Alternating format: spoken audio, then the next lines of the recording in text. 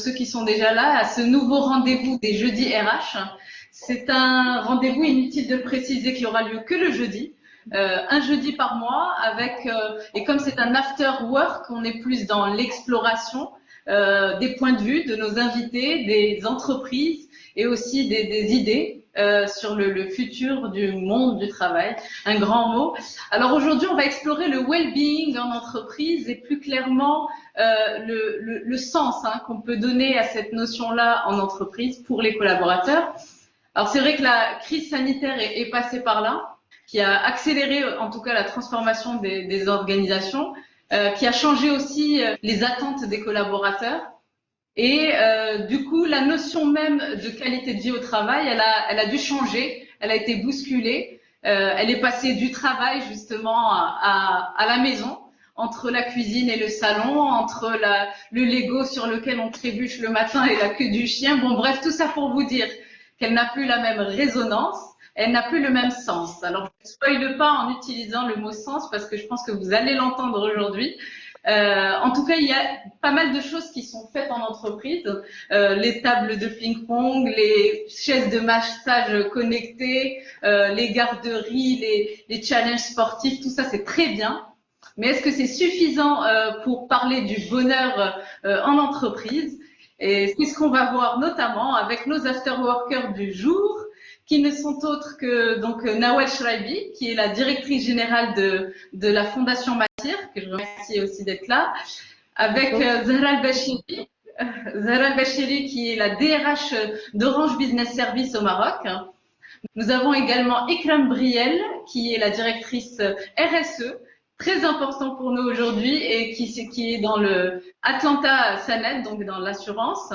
Nous avons, et non des moindres, un fervent représentant de la jante masculine aujourd'hui, qui est Tarek Ngadi, qui au-delà fait partie d'une grande entreprise qui est l'OCP, en tant que responsable juridique, mais surtout aujourd'hui qui va nous être particulièrement précieux puisque c'est un membre actif du well-being dans cette grande entreprise. J'ai à mes côtés, à bonne distance, Laura Dumoulin-Minguet, qui est DRH internationale, mais qui est aussi dirigeante Master Coach, qui est un cabinet conseil en ressources humaines et friand d'innovation, d'agilité, d'agitation collective, et au sein duquel, en tout cas, je suis moi-même une ressource bien humaine. Aujourd'hui, c'est un after-work. Vous allez pouvoir, et pas que moi, partir avec un carnet d'adresses et des cartes visite, et vous allez pouvoir en profiter. On va démarrer avec ma première rencontre qui est juste à mes côtés. Alors Laurent, on parle de bien-être, d'environnement de travail. Est-ce que le cadre suffit à parler de bonheur, justement? Est-ce que le cadre est suffisant? Alors, le cadre est important. La qualité de vie au travail, on sait que l'environnement direct, c'est important. Les conditions de travail sont importantes. Et je pense que les entreprises font beaucoup d'efforts dans ce sens, dédient des budgets pour ce faire. Mais bien entendu, c'est loin d'être suffisant.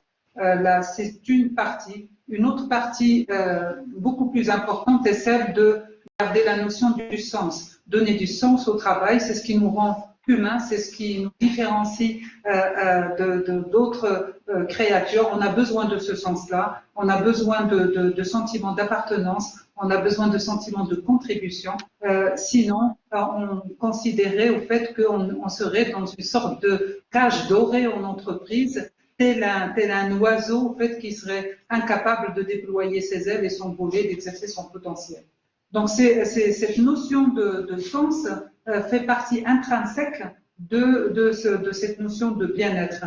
Et alors, je vais vous parler de bien-être versus mal-être, parce que en entreprise, ce que nous remarquons, c'est qu'il y a beaucoup de souffrance au travail. On le sait, je ne vous apprends rien, c'est le quotidien, quelles que soient les entreprises. Une organisation, ce sont des hommes et des femmes, et donc, et tout comme être humain, ben, on génère dans nos interactions, on peut générer de la souffrance, que je sois voulu ou pas. Et pour ne pas faire de langue de bois, on parle de qualité de vie et de travail, de bien-être, mais bien sûr, on sait, vous et moi, qu'il y a beaucoup de souffrance au travail et que c'est bien sûr aussi un axe de concentration pour remédier à cela, pour prendre cela sérieusement, pour faire en sorte que ce pourquoi on fait les choses soit intégré d'un point de vue organisation, management et d'un point de vue collaborateur, que ce soit important en fait que cette quête de sens soit nourrie d'une manière continue.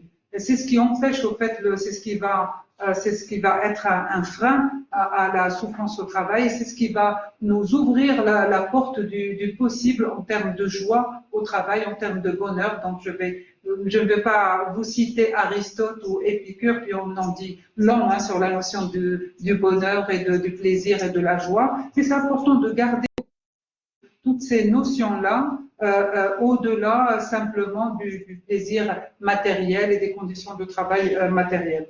Donc, autre point peut-être que je voulais ajouter, c'est la partie de qui s'occupe au fait, le sens donné et les responsabilités au fait qui sont données aux autres au niveau de cette du plaisir au travail, du bien-être au travail.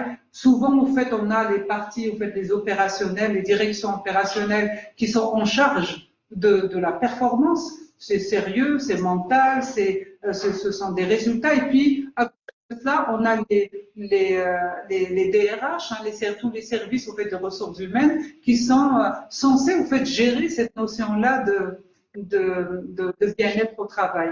Et avec cette cloison étanche qui fait qu'il y a une sorte d'incohérence au fait, parce que vous êtes d'accord, la performance, elle ne peut pas être continue et tout le temps, on ne peut pas parler que de performance de chiffres, et puis laisser de côté tout l'autre aspect d'exercice de potentiel, de bien-être, et puis l'être humain ne peut pas être performant tout le temps. On a besoin, vous et moi, tout être a besoin en fait de moments où il va récupérer de l'énergie, où il va se ressourcer, où on va s'occuper de lui, puis d'autres moments où il va être plus productif. Donc c'est important en fait que ce travail-là, cette responsabilité aussi au niveau de l'entreprise soit partagée entre les différentes directions et qu'on ne pense pas que quelqu'un est très performant à un moment et puis comme je l'entends souvent en entreprise, tiens, il n'a plus de jus, je ne vais plus, je vais peut-être solliciter quelqu'un d'autre. Donc ça peut paraître caricatural, mais vous et moi, on sait que c'est pas la réalité.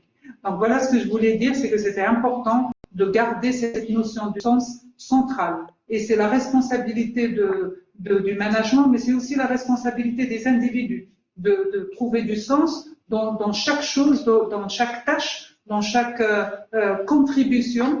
C'est cette notion qu'on avait avant que nos ancêtres avaient, et qu'il faudrait préserver de la notion du bel ouvrage, la notion de la fierté dans ce que nous faisons, ce que nous apportons, comment est-ce que ça contribue à des missions plus importantes que nous, et puis donc cette générosité intellectuelle, cette bienveillance, cette notion de partage.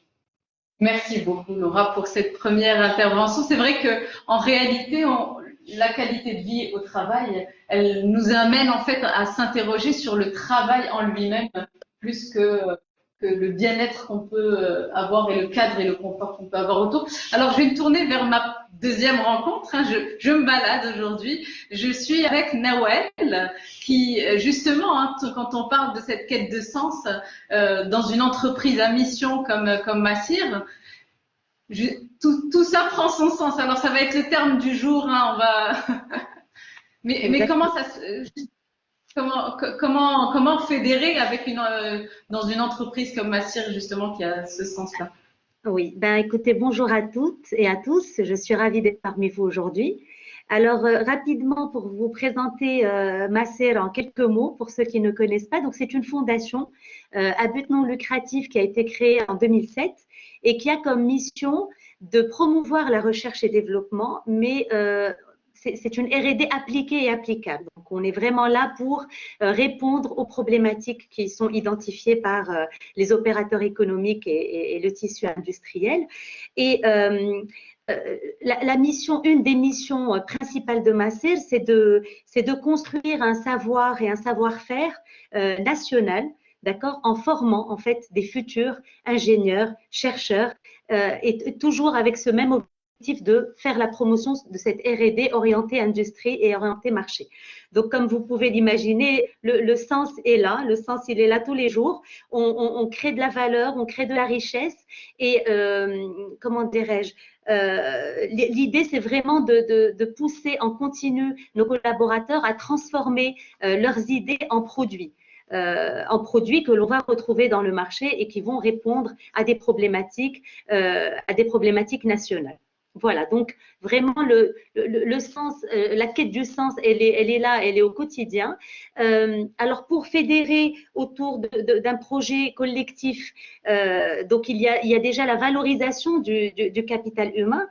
Aujourd'hui, moi, à Masser, il y a deux forces, deux atouts majeurs qui sont d'une part le capital humain et de l'autre le capital, on va dire, technologique, les laboratoires, tous ces équipements de haut niveau que l'on a. Mais pour moi, clairement, c'est le capital humain qui prime.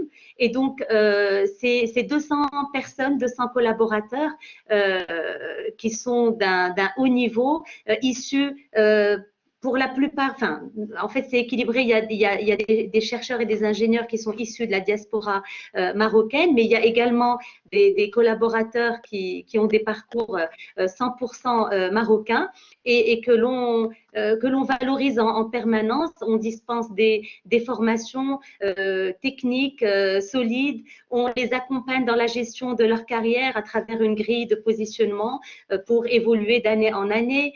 On fait en sorte qu'ils soient complètement ouverts et en permanence sur l'international, parce que bon, on vise d'être un centre d'excellence en R&D, mais pour cela, il faut complètement être au courant de ce qui se fait à l'international. Donc, ils participent à des salons, à des conférences, à des workshops, toutes disciplines confondues.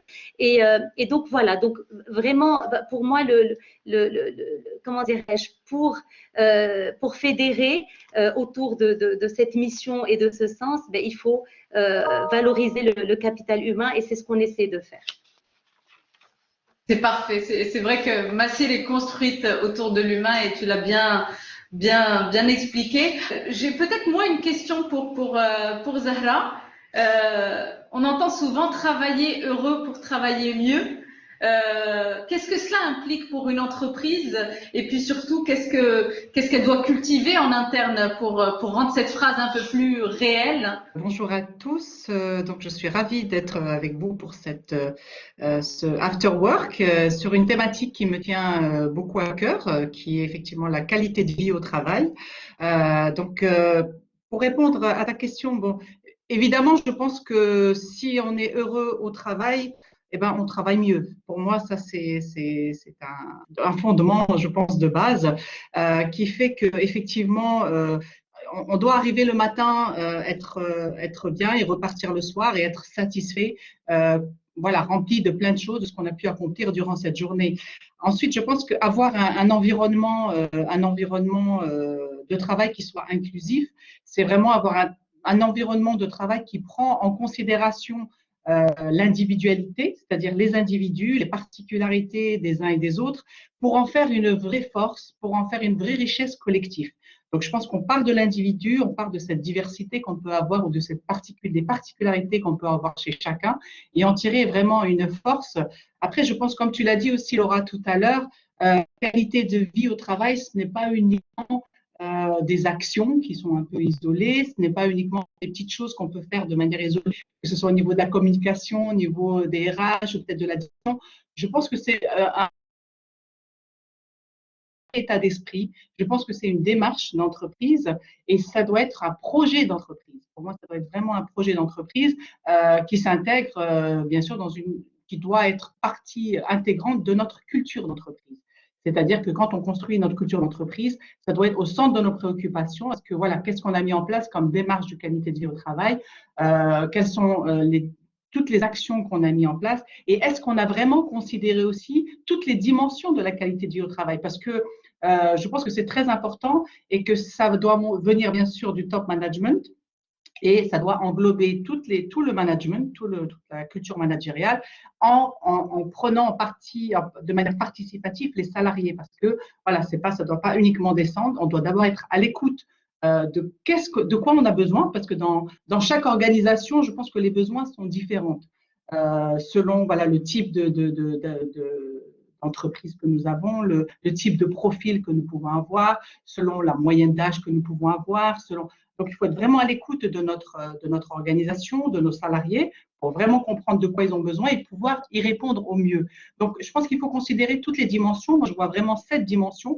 Je vois une première dimension qui est la dimension de mon travail, de mon poste de travail. Est-ce que ce que je fais est intéressant?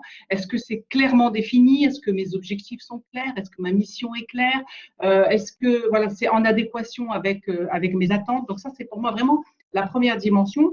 Et une deuxième dimension, c'est toute la dimension un peu de relation avec mes collègues que j'entretiens. C'est vraiment très, très important. Est-ce qu'il y a cette relation qui est là? Il y a la relation managériale. Donc, c'est cette culture managériale et quelle relation j'ai avec mon management, quelle culture managériale on a au sein de notre entreprise. Il y a la relation par rapport à l'organisation. Est-ce que effectivement, dans mon organisation, c'est plus par rapport tu as parlé aussi de sens tout à l'heure, Laura, c'est par rapport aux valeurs que véhicule l'entreprise. Est-ce que je suis alignée aussi avec ces valeurs-là? Je pense que c'est très important. Quand on n'est pas complètement aligné avec les valeurs de l'entreprise, on a du mal aussi à être complètement engagé. Il y a la notion d'articulation par rapport à ma vie personnelle, à ma vie professionnelle. Qu'est-ce que fait l'entreprise pour justement que je puisse mieux vivre dans cette entreprise-là? Est-ce qu'il y a des choses qui ont été faites en termes d'aménagement, en termes de temps de travail, etc. Et puis, il y a l'équilibre de mon équilibre personnel.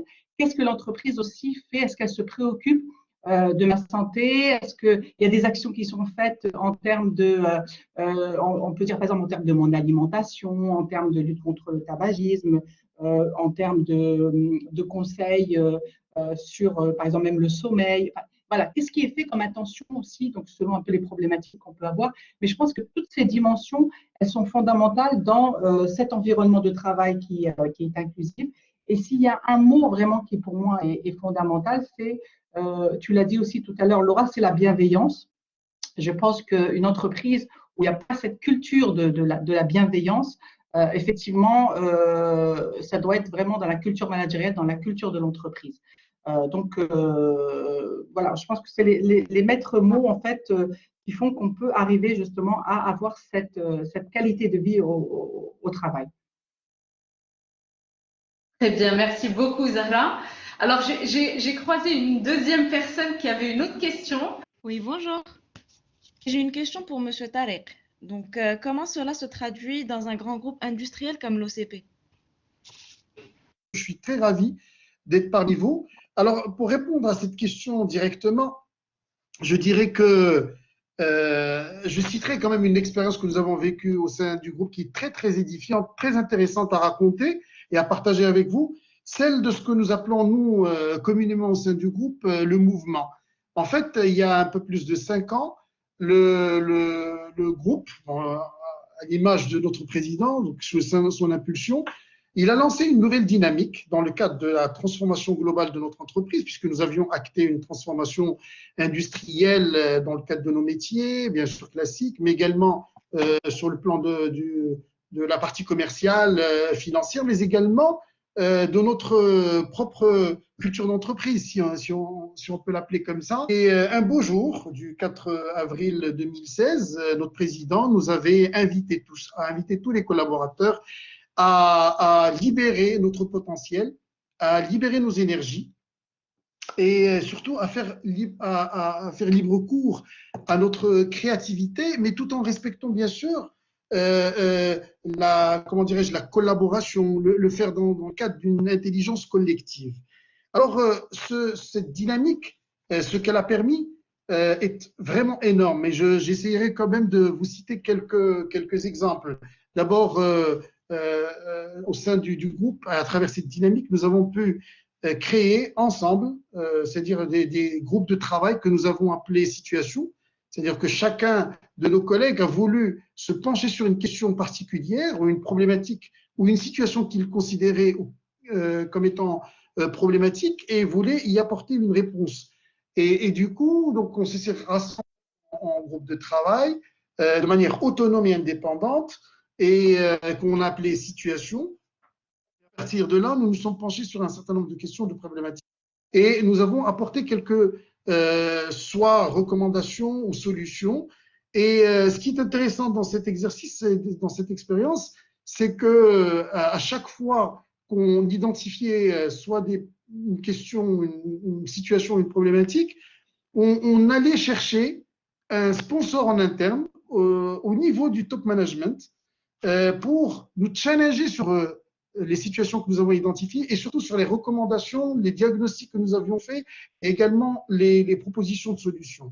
Et on allait discuter avec les sponsors, alors qu'habituellement on allait voir les responsables pour discuter du métier. Cette fois-ci, parallèlement à notre métier qu'on exerçait, à nos missions qu'on exerçait, on allait voir justement ces responsables sur des questions vraiment particulières qui ne touchaient pas forcément au métier. Et donc, on nous challengeait sur un certain nombre de ces recommandations avant d'aller les présenter directement au Management Committee qui est présidé par le président, directeur général. Et je vous assure que cette expérience que nous avons vécue tous, moi-même personnellement et l'ensemble de mes collègues qui étaient soit avec moi ou dans d'autres situations, était vraiment une expérience extraordinaire puisque on était d'abord challengé, on devait argumenter, faire des propositions édifiantes et surtout des propositions qui apportaient une valeur ajoutée importante à l'entreprise. Alors, de cette dynamique, et comme je l'ai dit, il y a un certain nombre de situations. Je pourrais vous en citer énormément, puisque moi-même, je fais aujourd'hui, parallèlement à mon métier de juriste, je fais partie de plusieurs situations, mais je peux vous en citer une, par exemple, qui s'est penchée sur une question vraiment particulière et qui, généralement, n'est pas traitée, à ma connaissance, dans plusieurs entreprises. Cette situation, on l'a dénommée BIO, c'est-à-dire c'est une situation BIO, c'est-à-dire soyez vous-même. Situation est née de la volonté de 5 personnes, dont 4 belles âmes, 4 de mes collègues de la gente féminine. Je suis encore une fois le seul homme dans cette situation, que je pourrais nommer rapidement Lamia, Meriem Mia, Raja et donc moi-même. 5 qui sont en fait, au-delà de leur métier de base, sont également des coachs certifiés.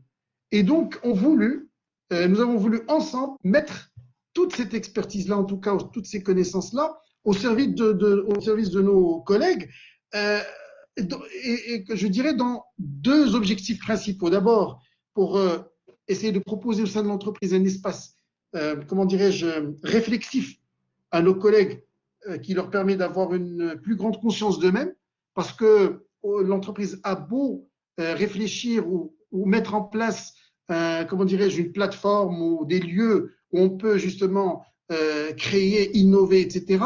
Mais quand le collaborateur n'est pas conscient de tout le potentiel qui lui est accordé, permis, et on va presque réaliser, on ne va pas en tout cas atteindre l'objectif escompté. Et du coup, nous nous sommes en tout cas penchés sur cette question. On s'est dit, tiens, pourquoi ne pas justement accompagner nos collègues pour leur permettre d'avoir une plus grande conscience d'abord d'eux-mêmes et de leur impact sur leur environnement. Et surtout, comme deuxième objectif principal, c'est de vulgariser, rendre accessible tous les outils de développement humain afin de faciliter cette montée en conscience, surtout sur le plan physique, mental, émotionnel et du sens. Nous avions organisé d'abord un accompagnement dans un programme ou plusieurs programmes que nous avons lancés, d'accompagnement individuel et collectif en neurosciences notamment. C'est un programme qui a été développé par Joe Dispenza. Il y en a un autre que nous avons monté avec un master coach. Bon, il est vrai que le Covid ne nous a pas permis de le développer. Et parallèlement, nous avions quand même lancé quelques actions très intéressantes, notamment ce qu'on appelait comme des cercles de parole. C'est des espaces que nous avons créés au bénéfice de nos collègues, avec qui nous avions discuté en long et en large de toutes les situations par lesquels ils sont passés, notamment pendant le confinement. Et je peux vous assurer que pendant ces cercles de parole, il y a eu beaucoup d'émotions. On a appris, ou plutôt, on a, comment dirais-je, on a redécouvert nos collègues. Parce qu'on a habituellement dans le travail, dans les réunions, et même dans le cadre de nos métiers, on connaît une partie de nos collègues. Mais ces cercles de parole nous ont permis de redécouvrir nos collègues sous d'autres cieux. Je terminerai très rapidement en disant une chose. Tout à l'heure, il y a, je pense, 2 ou 3 éléments qui ont été cités qui font qu'une entreprise évolue réellement et elle est agile. C'est quand elle a ou elle démontre sa capacité, en tout cas, d'entraîner la confiance et la motivation. C'est-à-dire quand une entreprise a une véritable stratégie. Désolé, mais j'essaie juste, désolé si j'ai été un peu plus long, mais juste pour terminer ma réponse comment elle s'appelle, en tout cas la dame qui m'a posé cette question. Oui, Anada, pardon. Quand une entreprise a cette capacité d'entraîner la confiance et la motivation, c'est quand elle a d'abord une stratégie qui est claire, lisible, qui fédère l'ensemble des collaborateurs et surtout qui met le capital humain, comme cela a été dit tout à l'heure, qui met le capital humain au centre de toutes ces stratégies. Deuxièmement, quand il y a une culture d'entreprise qui sollicite et qui promeut les liens humains, le lien social à l'intérieur de l'entreprise. Troisièmement, quand un management a une capacité à donner du sens, comme le disait tout à l'heure Laura, donner du sens et surtout de l'autonomie qui permet aux collaborateurs de participer à la décision. Et enfin, et c'est pour cela d'ailleurs que j'ai cité BU, je pense qu'en tout cas BU, elle agit dans ce sens, c'est quand l'entreprise accorde du temps et de la considération aux relations humaines, au soutien social, et également elle permet aux collaborateurs de gérer leurs émotions dans l'esprit du développement des personnes, mais également pour créer ou fonder un corps social cohérent. Voilà, j'espère avoir répondu à la question. Alors, non, c'est parfait. Et puisque tu parles, Tarek, d'autonomie, de confiance, je vais revenir à la responsabilité qui me paraît très liée, en tout cas, à ce que tu viens de dire. Et puis, quelle responsabilité l'entreprise a? Alors, je pense que c'était la question qui avait été posée par Kim au départ. Est-ce que Ekram est de nouveau avec nous? J'espère que oui, parce que j'ai continué à vous écouter par intermittence et à vous voir, mais apparemment, moi, je n'étais pas visible. Donc, est-ce que vous m'entendez déjà? La parole est à toi, Ekram. Absolument. Toujours pas? Si, si. D'accord. Donc, Ne change rien, on t'entend bien. On t'entend, tout va bien. parfait. Ok. Parfait. Je suis vraiment confuse, hein. Là, je ne sais pas ce qui s'est passé, mais la question était tellement forte et tellement importante qu'elle a fait que j'ai été coupée. Alors, On passe au after-work, donc pas de chichi. La RSE peut jouer, enfin peut redonner du sens, évidemment. La responsabilité sociale de l'entreprise, c'est évidemment pour moi la responsabilité de tous. Et pour que des collaborateurs se sentent responsables et engagés, il me semble que le préalable, c'est d'abord un top management responsable et engagé. L'expérience prouve que l'exemplarité est fondamentale dans la responsabilité de chaque collaborateur. Et donc, quand on est dans des environnements d'entreprise où le top management est engagé, où il est lui-même, où il a un vrai engagement, parce que évidemment, ces dernières années, les stratégies d'entreprise incluent très souvent des chartes de valeurs, des engagements vers des labels RSE, etc. Malheureusement, avec le temps, on a constaté que dans de nombreuses entreprises, ce sont des espèces de chartes vitrines. C'est important, ça fait vendre, ça permet d'améliorer l'image. Mais très rapidement, quand ces choses-là ne sont pas vécues par le top management, portées par le top management d'abord, quand c'est pas fait dans de l'authenticité, très vite, ça reste effectivement sur le papier, ça fait des belles affiches, mais ce n'est pas transformé en action. La responsabilité, dans le sens RSE, c'est d'abord se mettre d'accord sur qu'est-ce qu'on veut faire, comment on veut le faire, pourquoi on veut le faire, et transformer ces valeurs et ces jolies phrases qui sortent souvent de travaux qui sont menés avec des cabinets, etc., en action au quotidien, en action concrète qui vont effectivement donner du sens à ce que fait le collaborateur. Alors, pour donner un exemple concret, on est dans les assurances. Donc, l'entreprise où je suis aujourd'hui, j'y suis depuis 15 ans. Depuis 15 ans, enfin 14 ans et demi comme en charge du capital humain, avec sur les 3 dernières années des missions RSE et depuis 6 mois uniquement sur la RSE. Et on s'est rendu compte en fait qu'au fur et à mesure où on faisait des formations, donc les assurances c'est un monde d'experts, c'est du chiffre, c'est de la finance, c'est du technique, mais au fur et à mesure qu'on a élargi nos formations pour les collaborateurs, pas uniquement sur du management lambda, sur l'expertise technique, mais aussi sur de plus en plus de développement personnel, sur des valeurs, sur de la communication non violente, sur des choses comme ça. Les collaborateurs nous en ont demandé un petit peu plus. Et on a commencé à travailler aussi avec les managers. On a fait des cycles d'accompagnement des managers qui sont devenus des managers coach. Et plus on avait effectivement cette relation humaine qui se développait, plus on sentait de l'appétence, de la demande des collaborateurs, même des gestionnaires qui sont sur des métiers de base, sur la responsabilité, sur l'engagement, sur les actions qu'on peut mener pour se sentir bien au niveau du travail, pour améliorer sa qualité de vie au travail, mais pas uniquement pour des choses qui servent au quotidien du collaborateur. Je m'exprime. On a fait des semaines du bien-être, on a fait des massages, vous avez parlé tout à l'heure de table de ping-pong, de semaines de la diététique, enfin, de choses qui concernaient le collaborateur, son bien-être à lui, ses loisirs à lui, etc. Mais très rapidement, on s'est rendu compte que les collaborateurs venaient nous demander des actions à mener vers l'externe.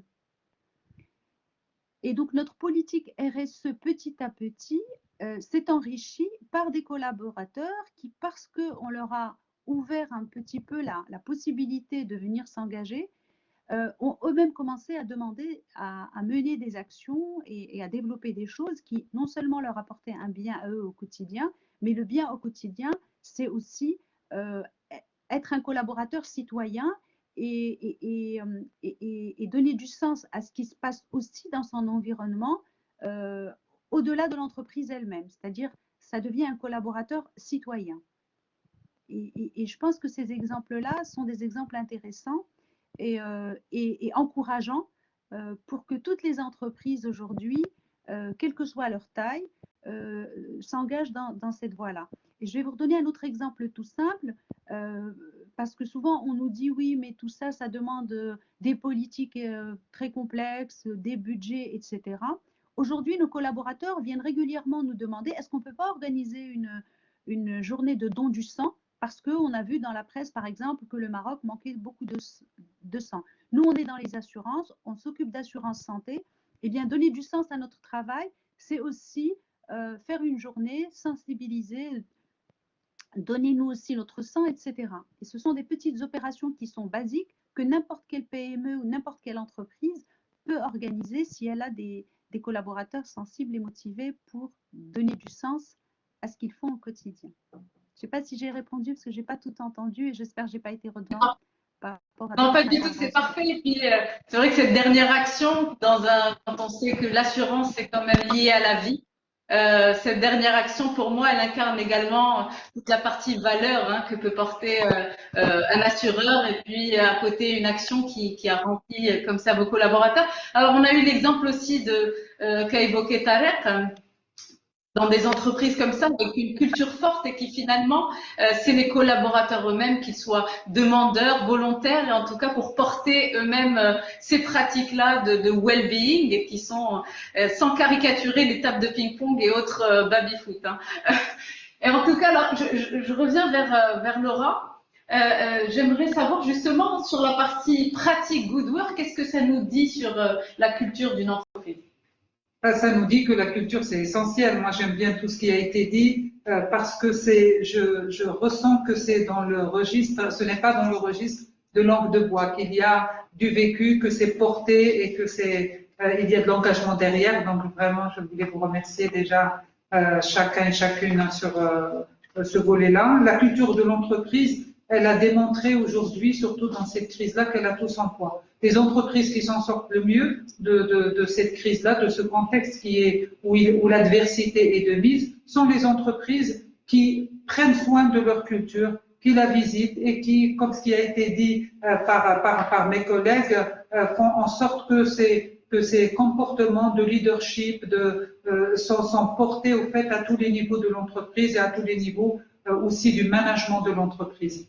Donc, c'est important, c'est ce qui fait la différence. Il y a toutes sortes de cultures d'entreprise et il n'y a pas une qui soit valide pour tous. La PME, la start-up, la multinationale, chacune, le secteur, chacune va avoir une culture qui lui est propre. L'essentiel là-dedans, c'est retrouver finalement les valeurs importantes qui font que l'humain s'épanouit et qu'il soit responsable de son bonheur là-dedans.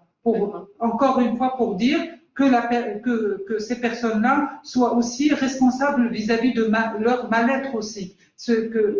On sorte aussi de cet adage qui dit que il y a les collaborateurs et puis il y a le top management et il y a l'entreprise. C'est cette organisation abstraite qui décide de tout, puis les gens subissent.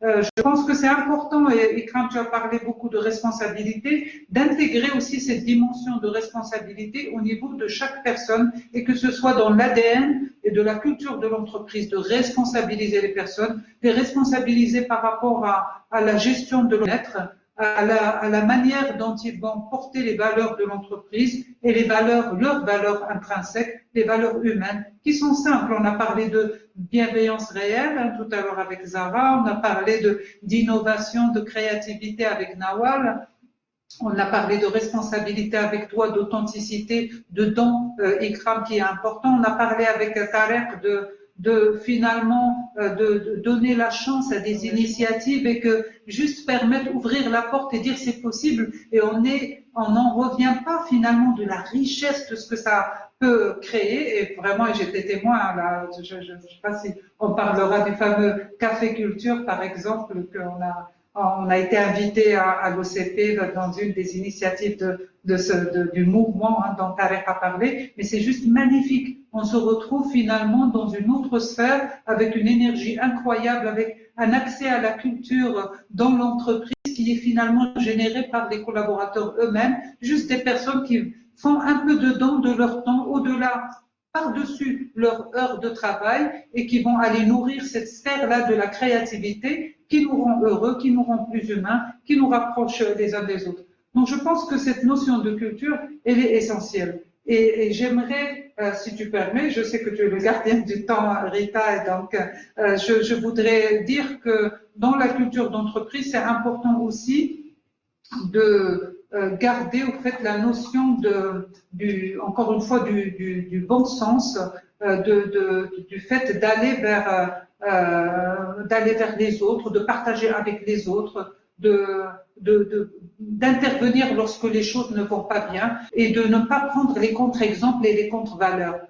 Si je prends mon casquette de coach, le nombre de personnes qui viennent me voir et me disent mais je voudrais changer mon comportement parce que je vois que en entreprise, ce sont les personnes qui agissent mal qui réussissent. Mais la vraie question, elles réussissent à faire quoi? Elles réussissent comment? Accumuler plus d'argent? Vous le savez tout comme moi, on n'en a jamais assez d'argent. C'est bien, c'est important, mais un besoin satisfait cesse d'être motivant et on va chercher à accumuler encore plus et ne pas trouver le temps au fait d'en profiter. C'est la même chose pour le pouvoir, pour l'ambition, au détriment d'autrui.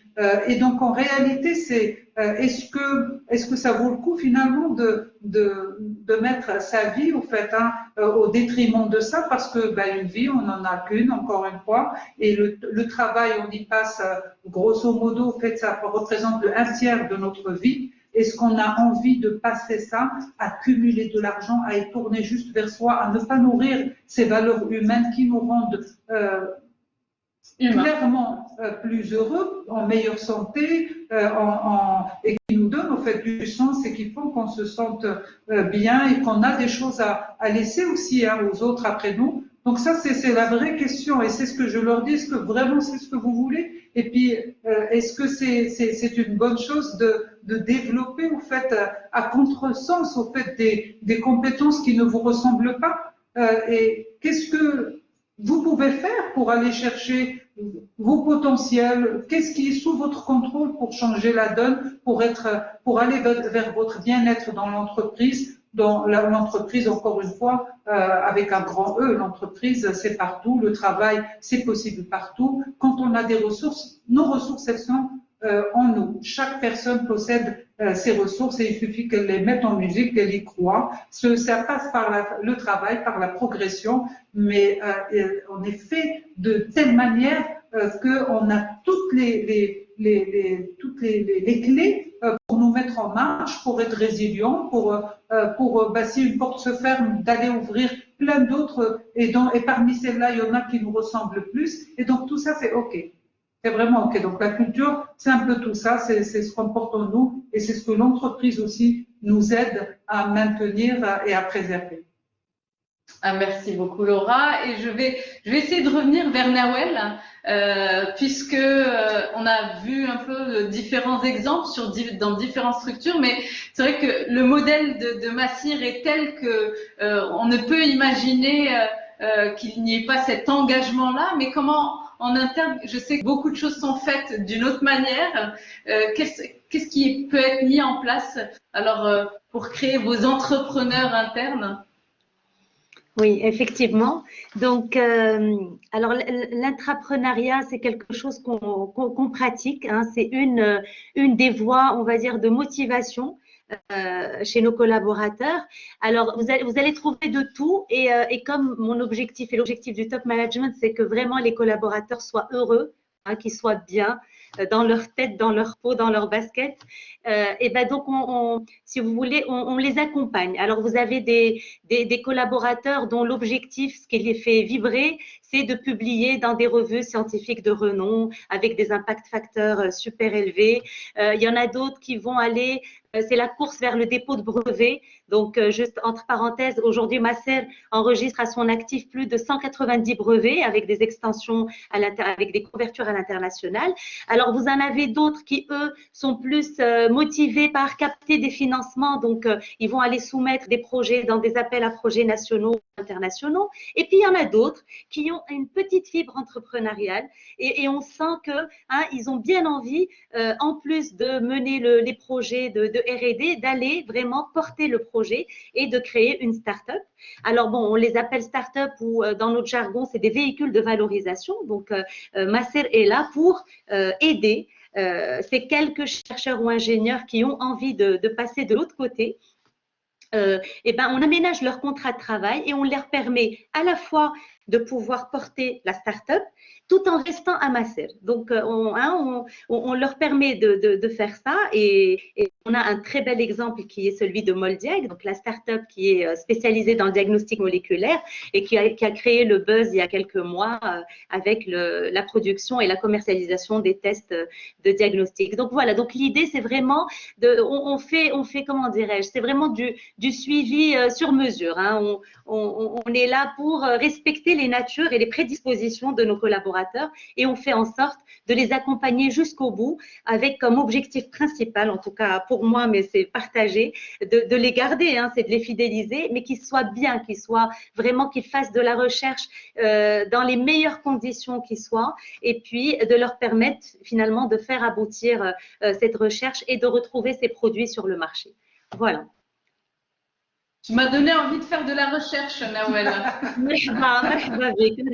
En tout cas, là, il y a juste rapidement, donc il y a Moldia qui est déjà, qui n'est plus une start-up aujourd'hui, c'est une vraie PME. Et on en a d'autres dans d'autres secteurs d'activité. Il y a Agriscan aussi qui est spécialisée dans l'agriculture de précision. On a une autre start-up qui s'appelle Inozyme qui, elle, va produire des enzymes pour des applications dans le textile, dans l'industrie, dans l'industrie pharmaceutique également. Voilà, donc on a une multitude finalement de véhicules de valorisation et puis ça crée de l'émulation parce que la success story Moldiac donne envie aux autres finalement et ça les fait projeter et voilà, donc on encourage vraiment ce type d'initiative. Puis on compte sur vous pour éradiquer ce maudit Covid. Inch'Allah, Inch'Allah. En tout cas, vous allez bientôt entendre parler de nous parce qu'on est sur d'autres produits, à part le test PCR, on est sur d'autres technos, pas forcément de la biotechnologie médicale, mais en vue de renforcer ou de contribuer en tout cas à la relance économique de notre pays. En tout cas, en termes de fierté, on ne peut qu'être fier de vous. Et puis, en tout cas, en interne, je pense aussi que porter, il n'y a pas mieux que cet engagement, en tout cas, et cet épanouissement, on l'entend déjà de ta voix et c'est incarné et authentique. Et on t'en remercie. Je vais parler responsabilité. Je vais revenir à Madame responsable. On est tous responsables avec Ekram. Est-ce qu'elle est de nouveau parmi nous? Ou elle est repartie. Je crois que c'est un terme qui doit faire peur finalement à chaque fois elle est repartie. Bon, alors on va essayer de poursuivre. On va revenir à Zahra, si elle est avec nous. Zahra, justement au niveau de l'OBS. Juste le mute, oui. C'est parfait. Merci beaucoup Zahra de te remettre avec nous. Alors c'est vrai que il y a eu pas mal de choses qui ont émergé en termes de well-being. On a eu les plateformes, on a eu des applications. Et puis puisqu'on parle de digital, comment une entreprise comme OBS a pu justement participer au développement en interne et à créer cette dynamique de développement en interne? Oui, alors effectivement, OBS, donc Orange Business Services au Maroc, c'est notre raison première, c'est d'accompagner justement les entreprises dans la transformation.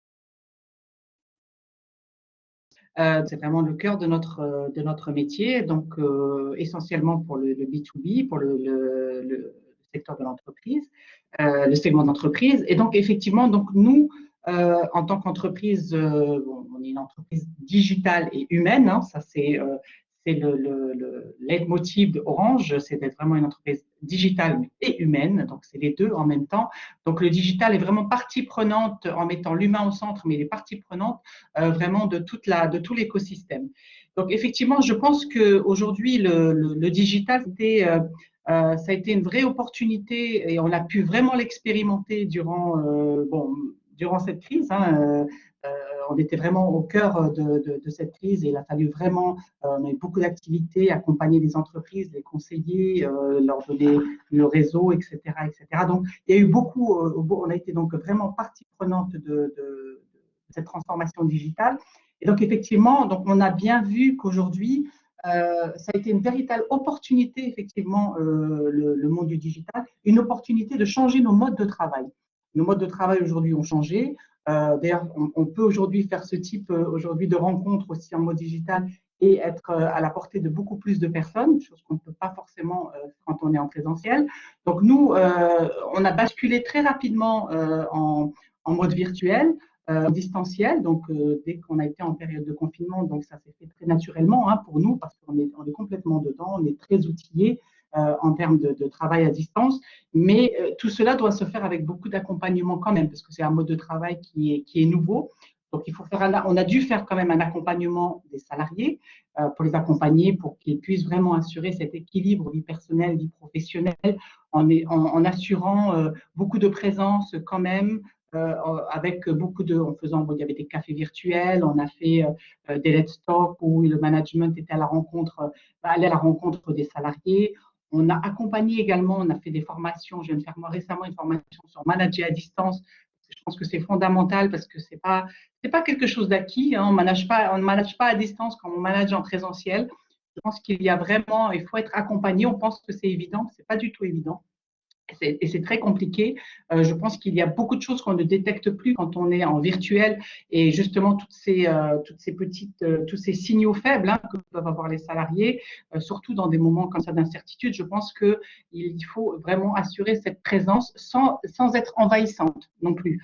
Parce qu'il faut quand même laisser cette marge de manœuvre, cette autonomie, cette confiance qu'on veut laisser aux salariés, mais quand même en étant présent et en sachant détecter tout cela. Donc, il faut un accompagnement des salariés, un accompagnement des managers pour réussir justement cette transition digitale.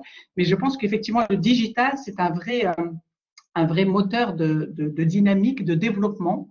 Je pense que nous, ce qu'on a pu voir aussi durant cette année, en tout cas en 2020, on a toujours eu beaucoup de mal à lancer tout ce qui était la formation en ligne, le e-learning. Et là, ça a été une explosion en 2020. Je pense qu'on a eu plus de 4700 heures de formation et on a la chance d'avoir des plateformes qui Orange Learning, qui est une plateforme extraordinaire avec beaucoup de ressources, avec des formations, du contenu en ligne, avec des classes virtuelles que ce soit dans le domaine métier des salariés, dans le domaine IT ou tous les domaines qu'on peut avoir, ou même dans le développement, sur les soft skills, sur le management. Donc, il y a un contenu très, très riche et on a bien vu que les salariés ont beaucoup appris, se sont beaucoup développés et ont pu avoir justement, parce que peut-être qu'on était plus en télétravail, qu'on a pu mieux organiser notre temps de travail, peut-être que le temps de travail, le temps qu'on passait dans les transports, etc., on a pu le consacrer justement à peut-être se former, à aller voir du contenu en ligne. Je pense que ça a été vraiment pour moi un moteur de développement, le digital, et ça a été aussi la créativité. Et beaucoup de créativité a permis aussi beaucoup de créativité parce qu'il a fallu qu'on aménage notre façon de travailler ensemble, de se rencontrer, de pouvoir animer des ateliers de travail en digital alors qu'on le faisait en présentiel. Donc vraiment, je pense qu'il y a eu beaucoup de créativité, beaucoup de choses ont été faites nous, durant en tout cas cette année. Comme je vous le disais, on a fait comme des petits team building mais en virtuel, quoi. Donc on était là à la rencontre de tous les salariés en créant des animations, en faisant participer les salariés entre eux. Et non seulement en local, mais même à l'international. Donc, il y a eu cette ouverture beaucoup plus grande. On a la chance d'être un grand groupe présent dans plus de 26 pays. Donc, je pense que ça a permis aussi à des salariés dans le monde entier de pouvoir se rencontrer sur des thématiques communes. Et je pense que ça, c'est vraiment la richesse du virtuel, du digital, de pouvoir justement favoriser et dynamiser, justement, être moteur de ce développement. Donc oui, on était clairement, et je pense que vraiment le digital, le virtuel est vraiment au cœur du développement des salariés, du développement de l'entreprise. Super, merci beaucoup. En fait, vous avez vraiment pris la mesure du digital pour créer cette bulle de well-being finalement un peu partout au Maroc, mais aussi en connexion avec le monde. Et ça, cette ouverture-là est précieuse. Puisqu'on parle d'ouverture, quelle belle transition avec Tarek, puisque Tarek a créé aussi une ouverture vers le monde, une fenêtre avec justement cette situation bio dont il nous parlait. Et via le Café Culture, alors j'aimerais bien que tu puisses nous faire partager dans cet afterwork de cette expérience Café Culture. Le Café Culture est une véritable aventure au sein de notre groupe. Il est vrai que moi, juste avant de parler du Café Culture, j'aimerais juste préciser que lorsque le mouvement a été lancé, dont j'ai parlé tout à l'heure, il a été lancé, il avait 3 objectifs principaux. D'abord, de faire de notre groupe une entreprise mondiale, faire du groupe une entreprise digitale, mais également en 3e objectif, une entreprise prenante.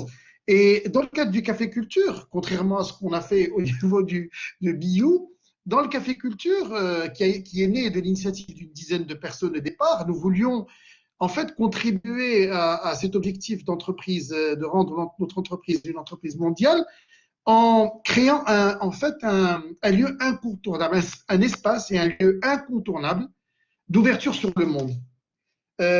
Croyant qu'on peut réellement acter et permettre le changement par la culture. C'est-à-dire que permettre comment dirais-je, et contribuer au changement à travers l'ouverture sur des modes de pensée différents et également l'ouverture sur des cultures complètement différentes. D'ailleurs, c'est pour cela que nous avons choisi comme adage pour notre café culture, Think outside the cup, en faisant référence au café, à la tasse de café, mais en nous inspirant du célèbre adage Think outside the box. Et donc, on était réellement dans cette logique-là. En fait, le message clair et fort qui a été porté par le Café Culture depuis sa création, c'est de dire tout simplement que pour enrichir, en tout cas, ou pour nous enrichir mutuellement et nous permettre de nous adapter à n'importe quelle situation, d'ailleurs, nous voyons les crises qui commencent à se profiler, donc, qui nous ont permis d'ailleurs sur énormément de situations qui ont été créées, de nous adapter facilement à cette nouvelle, notamment la crise sanitaire, et de garder cette performance de l'entreprise, garder quand même le moral des équipes pour pouvoir atteindre la performance nécessaire. C'est justement le fait de nous ouvrir sur de nouveaux modes de pensée et de dire tout simplement qu'il est permis, qu'il est possible et qu'il est même nécessaire à chacun d'entre nous de penser différemment, de manière astucieuse, de manière créative, et tout en nous ouvrant sur des cultures différentes. Alors, le Café Culture, il dure depuis 5 ans. Nous avons organisé quand même une trentaine d'éditions jusque-là. Et en fait, le Café Culture, comme je l'ai dit, c'est un espace convivial, en tout cas qui est considéré aujourd'hui par l'ensemble des collaborateurs du groupe après les éditions que nous avons réalisées, qui est considéré aujourd'hui comme un espace convivial, ouvert, et on a même qui le considère comme un moment de communion, sachant que le Café Culture est organisé pendant le temps du travail, pendant les horaires du travail, entre 10h et midi, en moyenne une fois par mois, des fois j'organise le café 2 fois par mois. Et nous invitons des patrons d'entreprise, des experts, des conférenciers du monde entier, des leaders d'opinion, des artistes, etc., etc. Et en fait, cet espace que nous avons créé, qui est convivial et chaleureux, nous a permis de développer en fait le Café Culture en 3 variantes. Une variante conférence, comme son nom l'indique, un café littéraire, et c'est là où on parle, on invite les artistes et des réalisateurs, etc.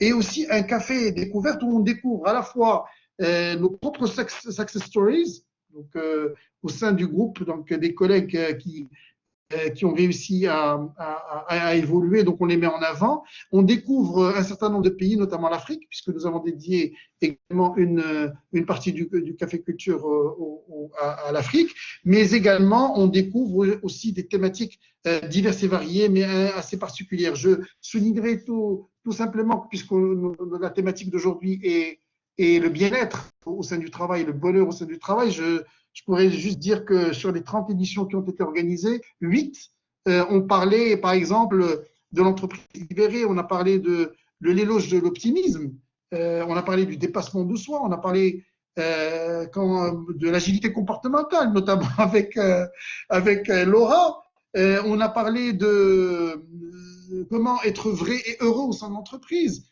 et aussi comment faire en sorte que, à travers l'optimisme, d'en faire un outil de libération des énergies.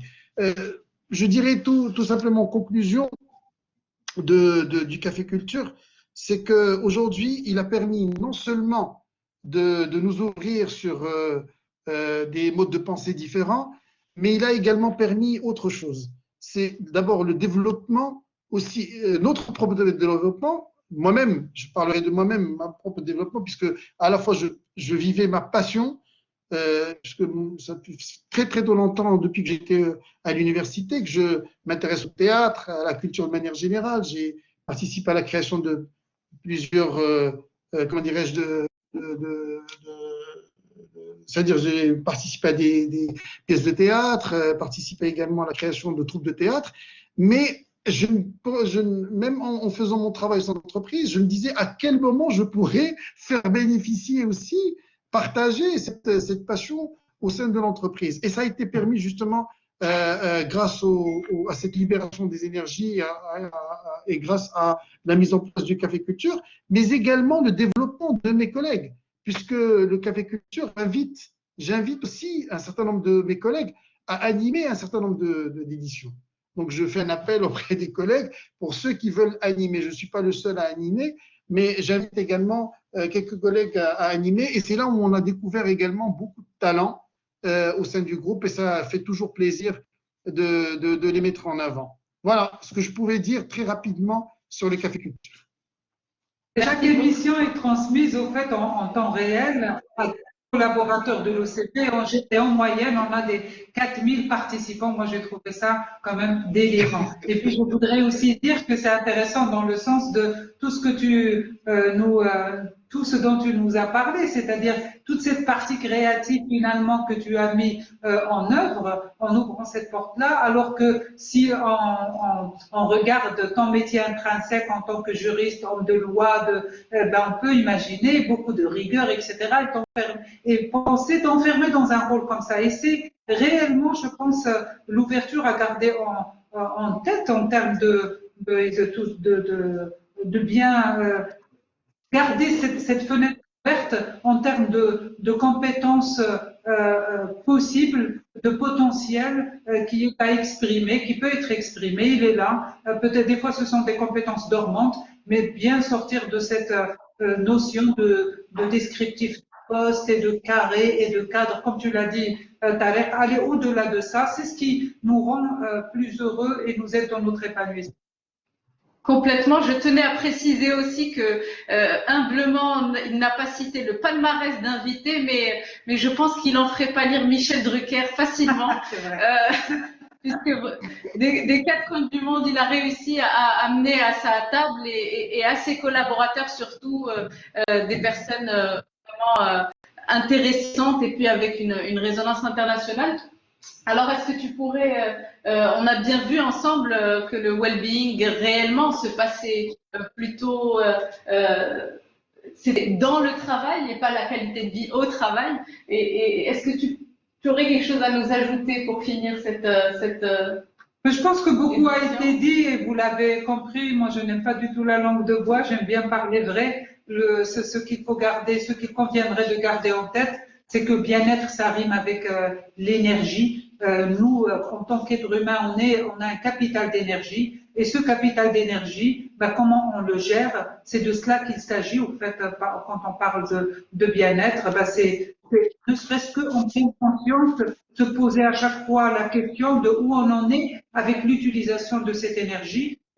Parce que quand je vois les gens qui carburent tous les jours, et j'en fais partie, j'en ai fait partie bien souvent, et donc à faire le marathon tous les jours et à ne refuser aucune réunion, à avoir les planines à rallonge, à sacrifier les week-ends, tout cela, franchement, c'est du gaspillage d'énergie. L'authenticité, c'est vraiment croire en sa valeur personnelle, mais c'est aussi avec authenticité, en pleine conscience, se dire, là, c'est le moment de faire un peu plus. Là, par contre, c'est le moment de récupérer un peu d'énergie et ça peut être inséré dans les actions au quotidien et c'est nécessaire. Et cette partie-là, franchement, je conseille à chacun qu'il en soit responsable. Vous l'avez vu, il existe un panel et on en a aujourd'hui de responsables, de dirigeants, de dirigeants RH et de dirigeants de cadres de l'entreprise qui portent aussi ces valeurs. Mais la première personne responsable, c'est l'individu. Vous ne mettrez pas votre vie et votre capital énergie dans les mains de qui que ce soit. Donc c'est à nous, en fait, de mettre en place, c'est à chacun de mettre en place les limites pour préserver cette énergie et à contrario, d'ouvrir au fait les bains lorsque c'est intéressant, d'en faire un peu plus et d'utiliser cette énergie à bon escient en se développant, en allant dans une partie créative, en aidant les autres dans des actions responsables, en étant aussi dans l'innovation. Donc c'est un peu tout ça. c'est cela le bien-être. Et voilà, donc je pense que c'est… Avant qu'on se quitte, puisqu'on arrive à la fin, on a un peu… Mais j'aimerais, moi quand je vais dans un after-work, j'aime en savoir sur les gens, ce qui les passionne, mais aussi leurs rêves, leur part de rêve. J'ai envie de faire un petit tour auprès de nos invités et de savoir en fait enfin, vraiment dans l'entreprise de vos rêves, sans limite aucune, qu'est-ce que vous verrez ou qu'est-ce que vous rêveriez mettre en place en matière de well-being, puisque c'est le sujet? En 30 secondes, allez. Hein. Ah, en 30 secondes. Qui veut rêver en premier? Je peux démarrer si vous voulez. Vas-y. Oui, moi j'aime bien rêver, donc oui, donc je pense que c'est une part importante de nous. Moi, après, voilà, est-ce que c'est vraiment un rêve ou l'idéal? Je pense que je reviens toujours au mot de bienveillance. Je pense qu'être dans une entreprise bienveillante, et ça, c'est loin d'être acquis, je peux vous le dire, dans beaucoup d'entreprises et encore plus dans beaucoup d'entreprises au Maroc et ailleurs. Hein. Donc, c'est vraiment, je pense que si on arrive à pouvoir appeler une entreprise comme ça, c'est qu'on a gagné beaucoup de choses. On est vraiment dans l'humain. Et moi, je rêverais aussi d'être dans une entreprise peut-être qui sortirait un peu de… Voilà, on est dans une entreprise classique et on fait nos horaires et puis on rentre chez nous, etc. Je pense les entreprises de demain, ce seront plus des entreprises un peu hybrides, où on peut être un peu dans du mode un peu entrepreneuriat et classique. Voilà, je pense il va falloir sortir un peu de tout ça et trouver des nouveaux modèles d'entreprise, de nouveaux modèles pour travailler, qu'on puisse concilier des passions peut-être en même temps et que l'entreprise puisse nous permettre ça, pas uniquement en temps de travail, mais en termes de projet, et puis pouvoir en même temps faire autre chose à côté. Mais je pense que c'est vraiment des nouveaux modèles qui doivent exister. En tout cas, moi, ce serait mon idéal. Il est pas mal. Je pourrais le partager. Tarek, est-ce que… Oui, alors moi je vais rêver, moi aussi j'aime beaucoup rêver, mais je vais rêver cette fois-ci en restant très terre à terre, si vous le permettez. Moi je rêve sincèrement de l'entreprise où l'on apprend, où l'on se réalise, où les relations humaines, le lien social priment sur la compétition et sur la course au poste, où la culture et l'ouverture sur le monde nourrissent son quotidien et où on respecte surtout cet équilibre vie personnelle et vie professionnelle. Merci beaucoup, Tarek, pour ce rêve terre à terre. Nawel, est-ce que tu pourrais rêver avec nous aussi? Tu nous as déjà fait rêver, Nawel, en parlant de Massir. Alors, quel serait mon rêve? Honnêtement, moi, mon rêve serait qu'il y ait plusieurs Massir dans chaque région du pays et qui servent la région, qu'on devienne 1000 collaborateurs, Inch'Allah, dans les 10 ans à venir, et qu'on continue à donner envie à ces jeunes Marocains qui sont juste brillants, qu'on continue à leur donner les moyens de leurs ambitions, à les faire évoluer dans des cadres qui n'envient rien au laboratoire européen. D'ailleurs, je précise que Massir relève de l'Université Mohamed VI Polytechnique de Ben Guerir et donc qu'on est rattaché au groupe OCP. Et donc, voilà, moi, c'est vraiment mon rêve, qu'on continue à servir notre pays, à développer des produits à forte valeur ajoutée qui vont permettre d'arrêter d'importer des produits avec zéro valeur. Parfois, on a ce réflexe d'aller importer des solutions innovantes de l'étranger qui très souvent ne marchent pas parce qu'elles ne sont pas adaptées au contexte local. Donc, c'est ça l'idée, c'est qu'on continue à promouvoir le Made in Morocco et qu'on continue et qu'on prépare la relève, qu'on continue à former des jeunes chercheurs et ingénieurs. Voilà, c'est ça mon rêve. Tu as un rêve national, Nawel. Exactement. Merci beaucoup. Alors, je me tourne vers toi, Laura. Si tu devais rêver, Laura rêve beaucoup. C'est vrai. Je suis une grande rêveuse. Je dirais voir plus au fait cet aspect de confiance primé sur la méfiance Et donc, ce rêve est un peu rejoint un peu celui de Zara dans la dimension de croire en les capacités d'entrepreneur de chacun et de chacune d'entre nous. Cette crise nous l'a démontré, que tout le monde est capable finalement de se retrousser les manches et d'y aller et puis de montrer de l'agilité, d'implication, de faire les choses qu'il convient de faire. Il ne faudrait pas qu'on revienne en fait avec un effet élastique à des comportements d'avant, peut-être qui deviennent pires parce qu'on est omnibulé par la peur, par l'angoisse, etc. Je pense que c'est important en fait de laisser place à la confiance dans la manière de gérer son temps, la confiance dans la manière où les personnes vont prendre la responsabilité, leur pleine responsabilité, de la confiance pour permettre aussi l'erreur, hein, parce qu'on apprend en fait de ses erreurs. Et donc voilà. Et puis bien sûr, comme tu l'as dit, Zara, beaucoup de bienveillance, et que cette bienveillance-là ne soit pas juste une étiquette de marketing, mais qu'elle soit réellement portée par tous et qu'on se batte pour ça, parce que c'est vraiment important. Bah merci en tout cas d'avoir tous rêvé avec nous ce monde qui, je pense, n'est pas très loin. Merci à tous d'avoir assisté à cette première édition du Jeudi RH. Moi, je rêve en tout cas que tout le monde soit des rêveurs actifs.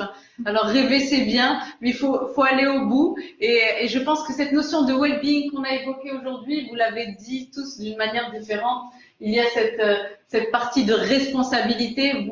Où chacun doit pouvoir prendre le lead sur sa carrière, son bien-être et sur l'environnement dans lequel il a envie d'évoluer. Alors vous l'avez vu par contre aujourd'hui, nous sommes Laura et moi dans les locaux d'SLSK Business School, puisque Master Coach a aussi co-conçu un master exécutif en management des ressources humaines.